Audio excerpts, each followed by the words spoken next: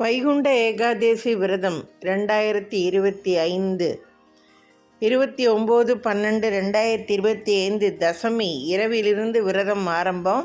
30/12/2025 ஏகாதேசி அன்று நாள் முழுவதும் ஏகாதேசி விரதம். 31/12/2025 துவாதேசி பாரணை.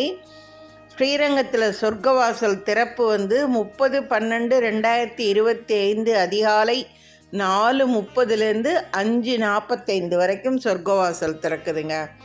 3 நாள் விரதம் இருக்கணும்.